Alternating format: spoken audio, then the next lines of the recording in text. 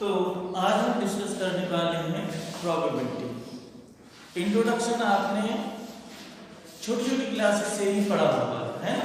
Yes sir. Okay. 11th class में खास तौर से पढ़ा है थोड़ा। अब क्या है, प्रोबेबिलिटी एक्सटेंडेड है।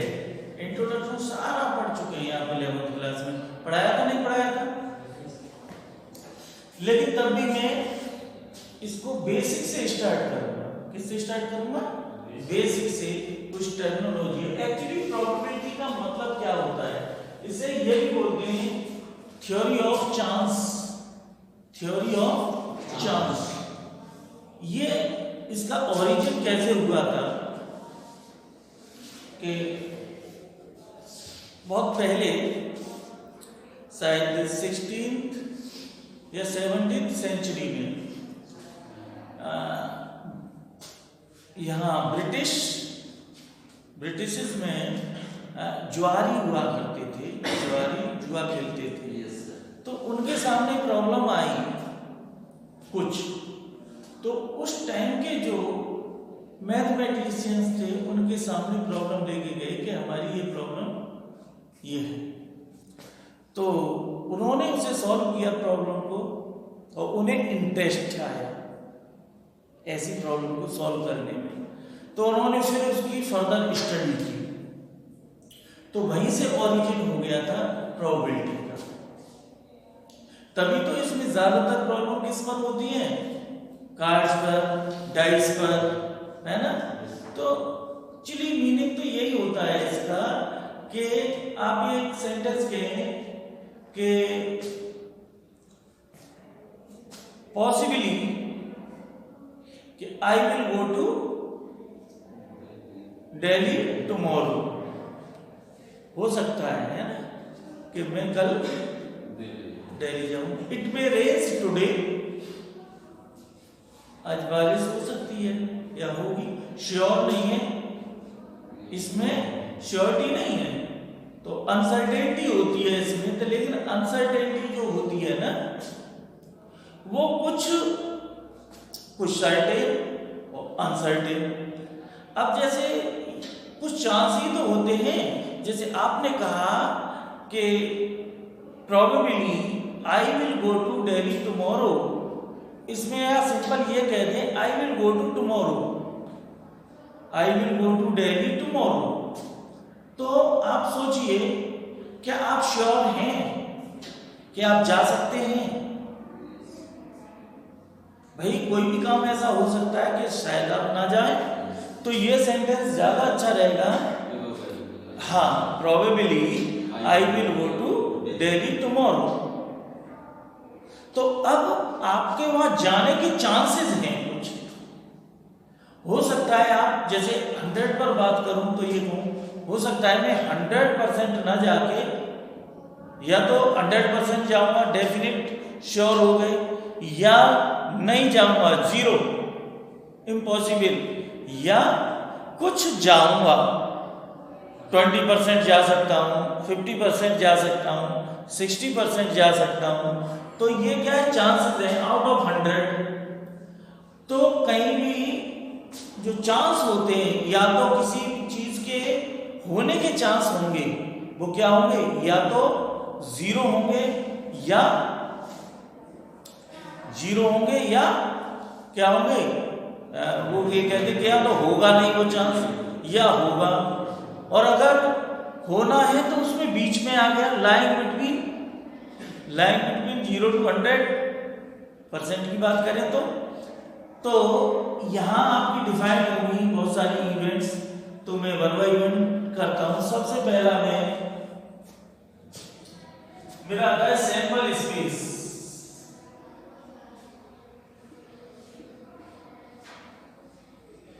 सैंपल स्पेस क्या होता है? सैंपल स्पेस सबसे पहले when we throw a die or toss a coin, we will get some outcomes. Suppose tossing a coin once, we will get 2 outcomes, that is head or tail. ठीक है ना, कुछ हमें रिजल्ट मिला, finally जो input दिया, input देने के बाद आउटकम क्या मिला, दैट इज उसी को तो बोला आउटकम, ठीक है ना। तो इनपुट क्या किया, आपने टॉस किया कॉइन को और आपका आउटकम मिल गया।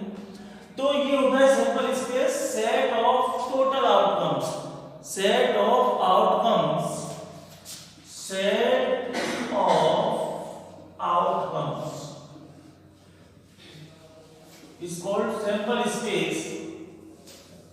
सपोज कोई ऐसे सेट है तो इसमें बंद होगा, ये कोई कह दूं मान लो T1 T2 T3 dot dot dot, ये सैंपल स्पेस हो गया। T1 T2 T3 these are called what, outcomes, या सैंपल स्पेस में तो family members of this family member भी बोल दूंगा, या elements of this sample space, और सिंपल प्रोबेबिलिटी की लैंग्वेज में इसे बोलेंगे सैंपल पॉइंट। क्या बोलेंगे, सैंपल पॉइंट। क्लियर हुई बात। दूसरा आता है आपका एक्सपेरिमेंट और रैंडम एक्सपेरिमेंट। सबसे पहले random experiment.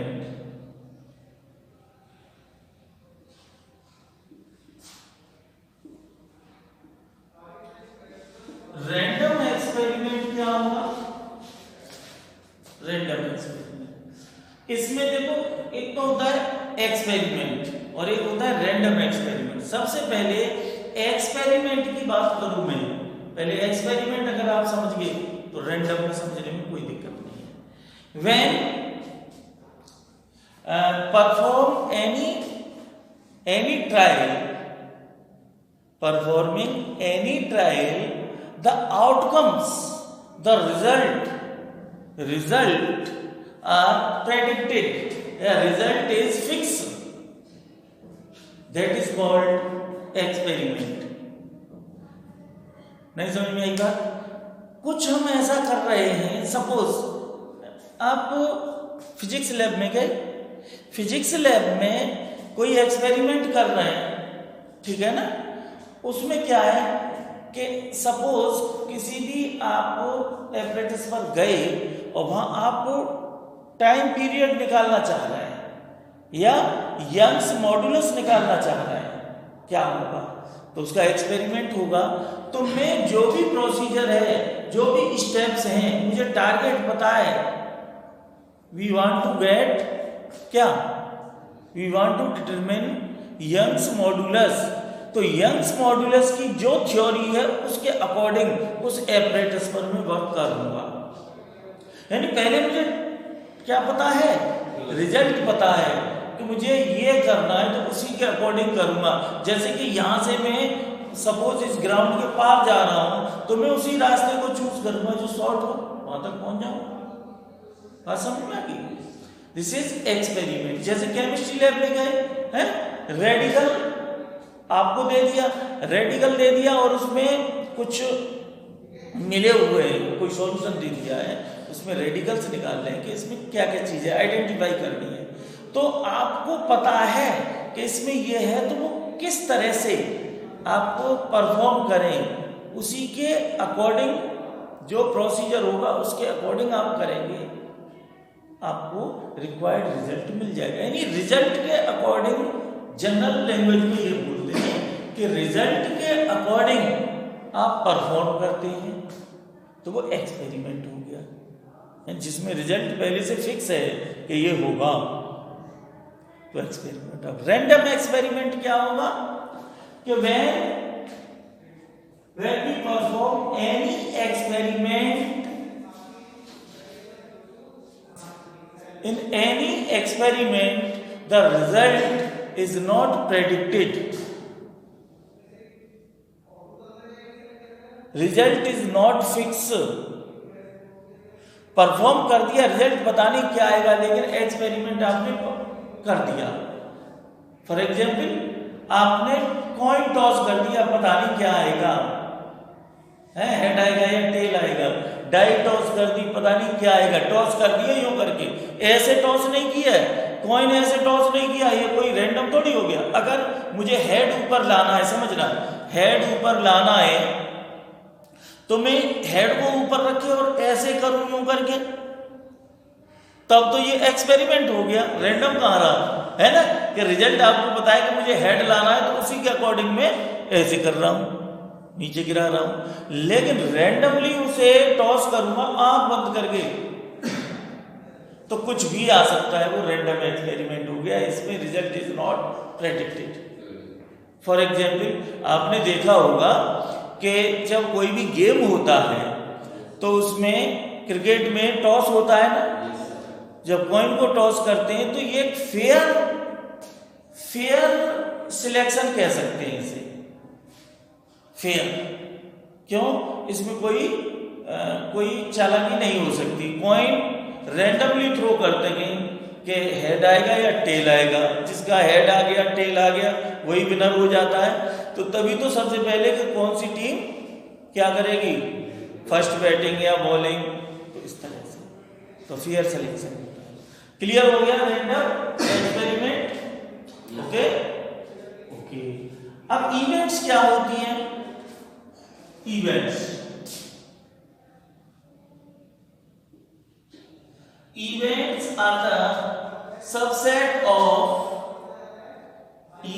are the subset of sample space.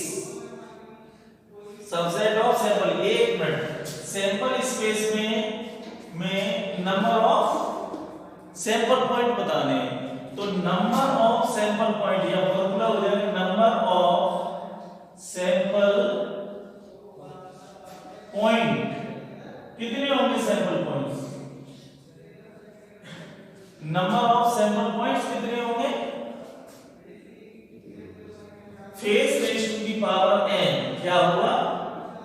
Face 11 में समझाया था, face raise to the power n is the number of trials, कितने बार किया है। When a point was 2 times, 1 time, we will get क्या, head और tail। ये सैंपल 1 टाइम टॉस किया तो ये आएगा, 1 टाइम टॉस करने पर कितने आ रहे हैं? 2 आ रहे हैं। 1 टाइम टॉस करने पर कितने आ रहे हैं? सैंपल पॉइंट 2 टाइम्स टॉस करने पर क्या आएगा? हेड टेल, ऐसे head head tail tail head और टेल टेल, यानी कि 2 टाइम्स टॉस करने पर 4 हो गया, that is 2 square. 3 times toss करने पर 3 हेड, ऐसे ही आएगा, 2 हेड 1 टेल, ऐसे करके आ जाएगा। ये आएंगे कितने? 8, इसे लिख देंगे 2 क्यूब। 11 में समझा रखा है, इसका मतलब जितना फेस, अब कॉइन का फेस क्या होता है? 2 होते हैं, तो face raise to the power n ध्यान रख लेना। मान लो कोई कॉइन 5 टाइम टॉस करो तो नंबर ऑफ सैंपल पॉइंट होंगे 2 रेज़ टू दी पावर 5, ठीक है ओके। अब इवेंट मेरा होता है, इवेंट क्या होता है? Subset of sample event, event subset of sample space,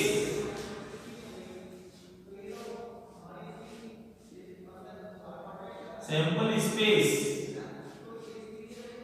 जो भी सैंपल स्पेस है उसका सबसेट होगा event. And anything happened is called event, समझे? फॉर एग्जाम्पल सपोज मैंने डाई थ्रोन, तो सैंपल स्पेस, मैंने die thrown once, then sample space 1 2 3 4 5 and 6। So possible events क्या होंगी? पॉसिबल इवेंट्स देखो, फर्स्ट इवेंट हो सकती है, देखो इसमें 1 इसका सबसेट है कि नहीं। अब मैं ये गेटिंग इवेंट को गेटिंग ओनली 1, गेटिंग 1, ये गेटिंग 1, ये भी हो सकता होता है event E2 1,2 getting number less than 3। Event क्या हो जाएगी? Number less than 3। ठीक है, तो ये सभी इसके सबसेट हैं, है कि नहीं है दोनों? अब कितने बन सकते हैं? Number of events, number of events कितनी हो जाएगी बच्चों? अब देखो सबसेट क्या होता है? नंबर ऑफ सबसेट कितने होते हैं? 2 raise to the power n। भाई पढ़ना है आपको, ऐसे नहीं। 2 raise to the power n, तो 2 raise to the power n is the number of sample point in sample space। So ये हो गया, आप कहेंगे 2 raise to the power n। इसमें कितनी बनेंगी इवेंट्स? पॉजिटिव इवेंट हो जाएंगी। इसमें कितनी हो जाएंगी? 2 raise to the power 6, that is 64 events possible. Clear हुई बात है? ओके, तो इवेंट क्लियर हो गई। अब देखो कुछ इवेंट्स में भी टाइप होते हैं। अभी आपका ये 11th का रिकैप कर रहा हूं, अभी 12th में नहीं है। देखो क्या है, कुछ इवेंट्स होती है इक्वली लाइकली इवेंट।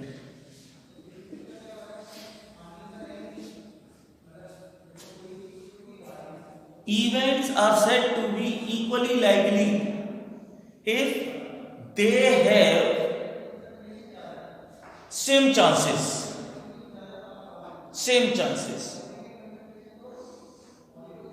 ठीक है ना? इवेंट्स वो इक्वली लाइकली होगी अगर उनके होने के चांसेस सेम हो।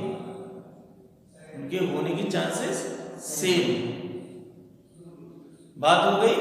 क्लियर कि नहीं हुई? फॉर एग्जाम्पल के कोई सैंपल स्पेस मैंने इसका दे दिया 1 2 3 4 5 6। So probability of getting 1, E1 आप कहते हैं 1 एंड E2 कहते हैं गेटिंग 2। अब इन दोनों के होने के चांसेस क्या है? सेम है। 1 कितने तरह से हो सकता है? 6 वे से हो सकता है, कुछ भी आ सकता है। 1 तो एक वे से ही होगा ना, 1, और ये भी एक वे से होगा। अगर इसकी प्रोबेबिलिटी निकालो, इस इवेंट की प्रोबेबिलिटी तो कितनी होती है आप जानते ही हैं। 11th के अकॉर्डिंग फेवरेबल आउटकम ये हो गए और टोटल आउटकम ये है, तो favourable outcome upon total outcome तो 1/6 और इसकी भी 1/6, तो इक्वल चांस हो गए ना होने के। And their intersection they can not happen together. Equally likely event क्या होती है कि वो इवेंट्स इक्वली लाइकली होंगी, यहां से समझ लो, जिनके होने के चांसेस सेम हो, और उनमें कोई भी कॉमन एलिमेंट ना हो। They have no common elements, common sample point, या they can not happen together. ऐसे बात समझ में आई? इक्वली लाइकली क्या होती है? इक्वली लाइकली जिनके होने के या जिनकी इवेंट्स की प्रोबेबिलिटी सेम हो, बस ये समझ लीजिए। ठीक है? और equally likely mutually exclusive event,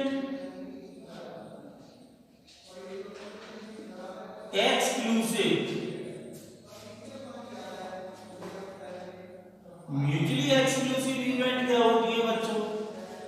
2 events are said to be mutually exclusive if they cannot happen together। means E1 या A intersection B is fine। They can not happen together, दोनों साथ साथ ना हो। इसका मतलब इसमें इक्वली लाइकली में प्रोबेबिलिटी उनकी इक्वल होती है और साथ साथ ना हो, ये भी बात है। लेकिन इसमें क्या है कि वो साथ साथ ना हो, म्यूचुअली एक्सक्लूसिव। एक इवेंट है कि इन दिस इवेंट कह दूं, मान लो ए इवेंट कह दूं, getting an odd number or B getting an even number, ठीक है। अब आप देखिए इन दोनों का, इसका सेट क्या बनेगा, get an odd number that is 1 3 5 and even number 2 4 6। तो अब देखो इनका इंटरसेक्ट, देखो अगर डाई कोई रोल की है मैंने तो उस पर या इवन नंबर आएगा या ऑड नंबर आएगा, दोनों साथ साथ नहीं आ सकते। ऐसा नंबर कोई बताइए जो ऑड भी हो और इवन भी हो, तो इनका कॉमन तो कुछ भी नहीं है। ए इंटरसेक्शन बी क्या हो गया, एक नल सेट हो गया कि नहीं हो गया। तो इवेंट ए और B are set to be what, mutually exclusive event. और एग्जॉस्टिव इवेंट क्या होती है, the events whose union A union B is sample space, उनका यूनियन कर दो तो वो सैंपल स्पेस के इक्वल आ जाए। अगर इनका यूनियन कर दिया तो क्या आएगा, 1 2 3 4 5 6 आएगा कि नहीं आएगा। तो event A and B are also called mutually exclusive and exhaustive। ज्यादातर ये इवेंट जरूर आएगी क्वेश्चंस में, events are mutually exclusive and exhaustive, ठीक है, समझ में आ गया ये। इंडिपेंडेंट इवेंट, इंडिपेंडेंट इवेंट समझ लीजिए, two events are said to be independent event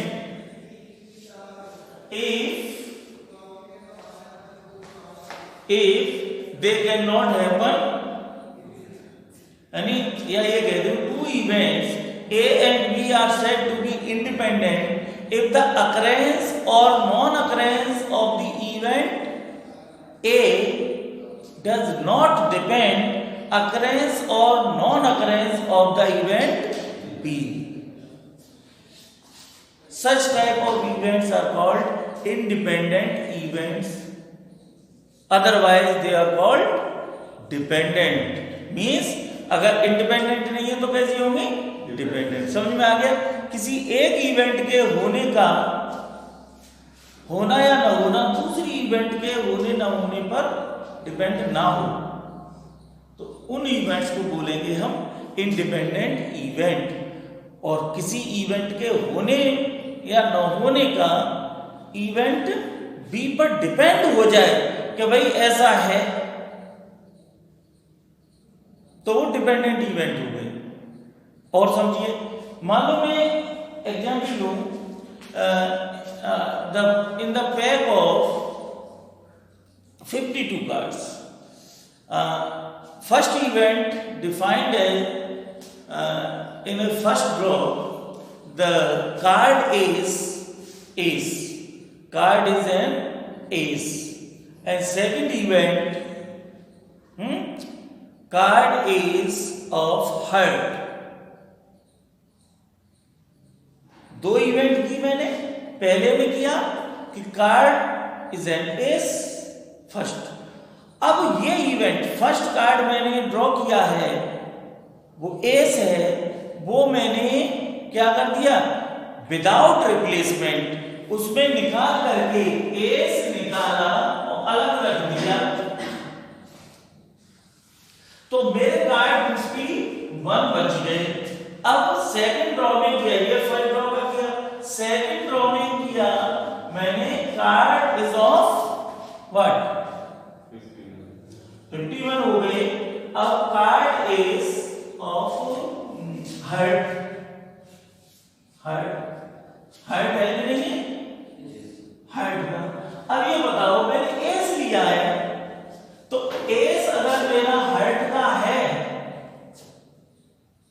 S मेरा हर्ट का है, अब सेकंड हर्ट निकालूंगा तो यहां हर्ट एक कम हो गया, नहीं हो गया। अब ये जो सेकंड पार्ट निकलेगा हर्ट का, वो कितनों से निकलेगा?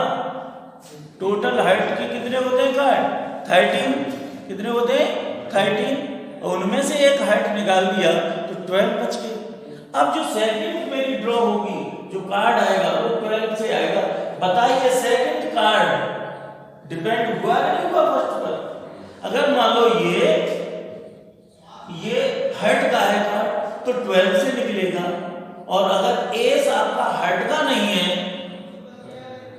और किसी का है तो प्रोबेबिलिटी चेंज हो जाएगी कि नहीं हो जाएगी?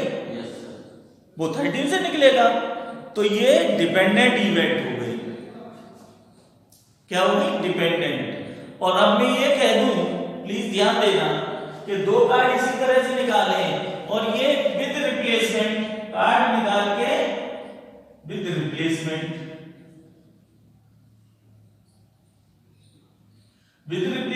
मींस ये कार्ड निकाला एस का और वापस इसी में प्लस कर डाल दिया तो 52 अगेन हो गया कार्ड।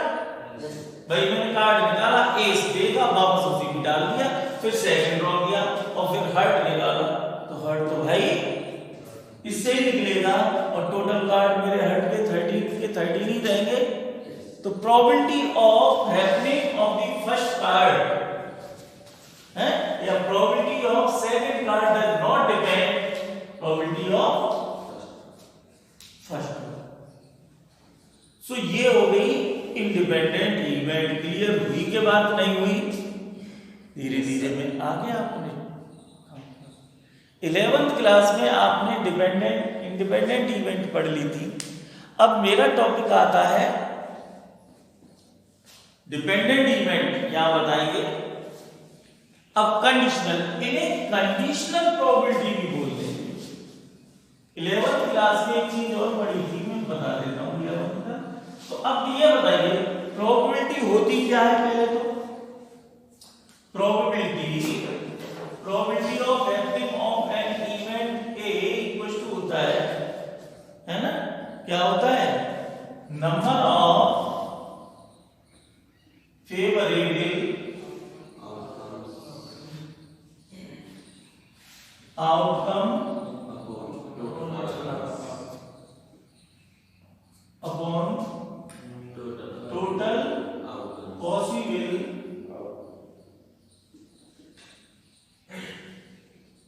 आउटकम।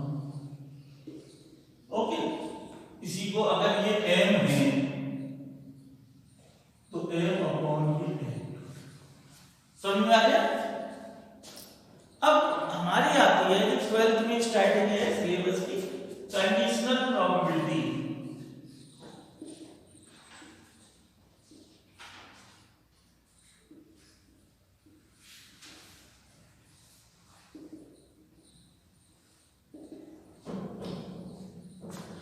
Conditional probability. अब इसी को तो आपको डिपेंडेंट इवेंट की प्रोबेबिलिटी तो कंडीशनल हो गई। तो मान लीजिए मैंने अभी बताया था कि एक कार्ड निकाला मैंने, फर्स्ट ड्रॉ की, मैंने एस निकाला और अलग रख दिया। अब सेकंड इवेंट करूंगा तो if we draw a card है तो इफ आ गया, कंडीशन आ गई ना। तो कंडीशनल प्रोबेबिलिटी होगी क्या? ज्यादा मैं इसमें आपको नहीं बताऊंगा, डायरेक्ट है। प्रोबेबिलिटी दो इवेंट दिए ए और B. Probability of event A when event B has already occurred, इसे लिखेंगे। इसका मीनिंग क्या है? Probability of happening of the event A when event B has already occurred. Event B पहले ही कर चुके हैं, तब इवेंट ए जो कर रहा है उसकी प्रोबेबिलिटी। तो कंडीशन क्या आ गया? बी। ठीक है, तो अभी क्या होगा? देखो यहां मैं ऐसे समझा रहा हूं आपको कि जब आप सिंपल प्रोबेबिलिटी बी निकालेंगे। पहले कंडीशन में बी किया, पहले कंडीशन में क्या किया, बी। तो बी तो टोटल, जैसे मैंने एक कार्ड निकाला था 52 से निकाला था, है ना।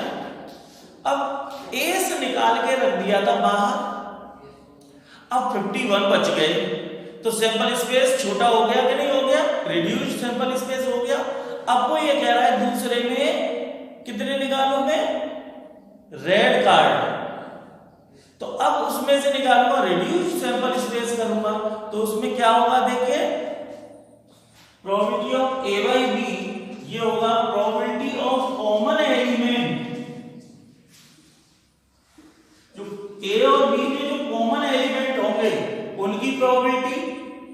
मतलब क्या, मैंने पहले ए से निकाला और फिर रेड कार्ड निकाला, तो अब ये बताइए मेरा सबसे पहले इनमें कॉमन क्या है, रेड कार्ड भी हो और एस हो, तो एक ही होता है रेड कार्ड, एस दो होते हैं, रेड कार्ड के एस कितने होते हैं, दो, तो वो कॉमन हो गए, तो उनकी प्रोबेबिलिटी कितनी हो जाएगी, 2, और टोटल कितने हैं प्रोबेबिलिटी ए की 52, तो ये कॉमन एलिमेंट की probability divided by probability of red card, जो कि मेरा कंडीशन में क्या था, कंडीशन में यहां जो भी डाला है बी डाला है ना, तो प्रोबेबिलिटी ऑफ, और ऐसे भी इसे कह सकते हैं probability of B by A means क्या होगा, probability of happening of the event B when event A has already occurred, तो इसमें क्या होगा, probability of A intersection B upon probability of A आ जाएगा, यानी यहां जो होगा कंडीशन वाले डिनोमिनेटर में कंडीशन वाले की प्रोबेबिलिटी आ जाएगी, कंडीशनल इवेंट की प्रोबेबिलिटी। या ध्यान रखना, probability of be never be zero, या प्रोबेबिलिटी ऑफ बी जीरो नहीं होनी चाहिए, तो ये कंडीशनल प्रोबेबिलिटी है। समझ में आ गया नहीं आ गया, देखो आप कहेंगे सर बी यहां है, ए यहां है, तो ए यहां लिया, बी यहां है तो पहले बी ले लो, कोई बात नहीं, बी इंटरसेक्शन ए, और आप जानते हैं सेट थ्योरी में इंटरसेक्शन इज कम्यूटेटिव, तो B intersection A equal to A intersection B, इसलिए मैंने ए इंटरसेक्शन बी लिख दिया है, ठीक है। तो वो लिखने के लिए तो आपको बता दिया, इजीली फॉर्मूला याद हो जाएगा, पहले कॉमन एलिमेंट, अरे ए और बी में कॉमन जो होगा वही तो सेम होगा बी और ए में कॉमन, तो A intersection B equal to B intersection A, तो probability of common element divided by probability of event which can be occurred before, पहले जो हो सकती हो गई उसकी प्रोबेबिलिटी, कंडीशन आई है, कोई कंडीशन आई, हाँ ये कंडीशन नहीं आ गई है तुम्हारे सामने कि find the probability of A when event B has already occurred, पहले इवेंट में बी कर चुका हूं, उसके बाद जैसे कि मैंने 52 कार्ड से एक कार्ड निकाला एस का, और फिर दोबारा से वो कह रहा है find the probability of getting a red card when an S card has already drawn, तो वो कंडीशन में आ गया नहीं आ गया, तो ये कंडीशनल प्रोबेबिलिटी है, और इसमें कुछ नहीं है। अब इसके कुछ वो देख लीजिए, ये तो मेन दो फॉर्मूले आप नोट कर लेना, समझ में आ गया, ये मेरी प्रोबेबिलिटी थी, ये 11th में पढ़ी है, इसे ऐसे m by n को ऐसे लिख दो, ज्यादा अच्छा ये रहेगा, n of a upon n of x, ठीक है ना। अब देखो मैं इसी पर बता रहा हूं कुछ, अच्छा प्रोबेबिलिटी में जो कंडीशन थी वही कंडीशनल प्रोबेबिलिटी में होगी, जैसे आपको वहां बताई थी खास तौर से प्रोबेबिलिटी ऑफ एनी इवेंट है लाइन बिटवीन 0 to 1, ठीक है, किसी भी इवेंट की प्रोबेबिलिटी 0 और 1 के बीच में ना तो 1 से ज्यादा होगी ना ही 0 से कम होगी, दैट मींस नेगेटिव नहीं हो सकती। इसका मतलब ये होता है प्रोबेबिलिटी ऑफ ए, इसका मतलब है probability of A always positive and probability of A always less than equal to 1। Sure event क्या होती है, यहीं से चलो ये बता दो, ये हो गई।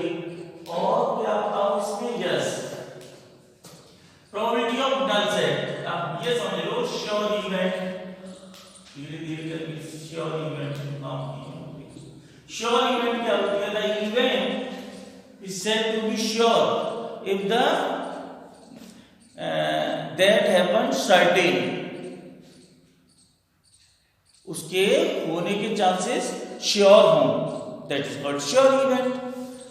For example when a die is tossed once, when a die tossed once and getting a number less than equals to 6, getting a number less than equals to 6। अब ये कोई डाई थ्रो कर रहे हैं आप, तो निश्चित तौर से कोई भी नंबर आ जाए वो या तो 6 हो गया, 6 से कम होगा कि नहीं होगा, तो ये श्योर इवेंट हो गई। ये क्या हो गई, श्योर इवेंट। और तो श्योर इवेंट की प्रोबेबिलिटी कितनी होगी, देखो श्योर इवेंट की प्रोबेबिलिटी ऑफ श्योर इवेंट कितनी होती है, 1। कितनी होती है प्रोबेबिलिटी ऑफ श्योर इवेंट, कितनी होती है 1। कैसे होगी, देखिए when a die tossed once या throw once, so favorable outcome कितने होंगे, and getting a number, event क्या है, getting number less than equal to 6। तो देखो फेवरेबल आउटकम कितने हो जाएंगे, फेवरेबल कितने हो जाएंगे, अरे 6 से सारे छोटे होते हैं तो ये 6 हो गए, और टोटल n ऑफ s कितने हो जाएंगे, ये भी 6, तो प्रोबेबिलिटी ऑफ a कितना हो जाएगा 6/6, दैट इज 1। समझ में आ गया। ऐसे ही impossible event, the event which can not happen is called impossible event, उसका इम्पॉसिबल होना, तो वो इम्पॉसिबल इवेंट हो गई, जिसे नल इवेंट भी बोल देते हैं। अब वो क्या है, इसी तरह से बी अगर मैं कोई इवेंट कह दूं इम्पॉसिबल इवेंट,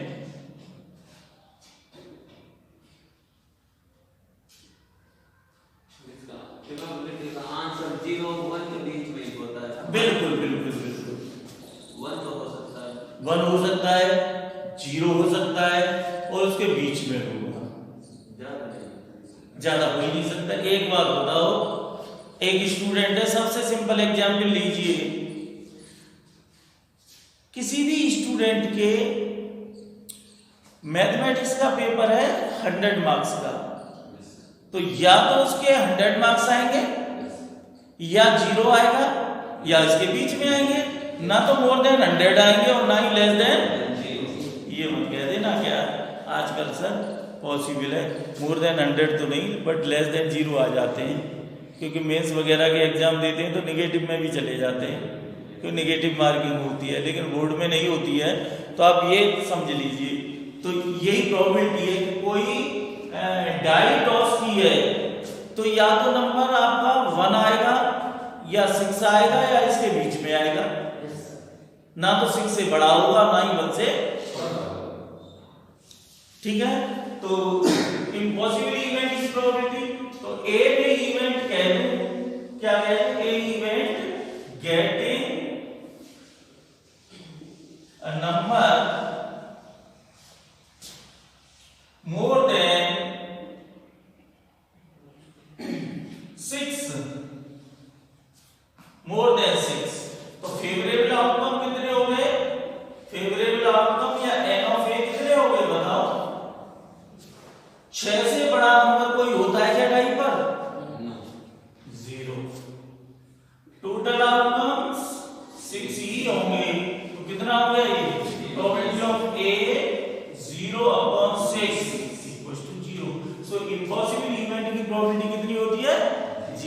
क्लियर हो रहा है, नहीं हो रहा है?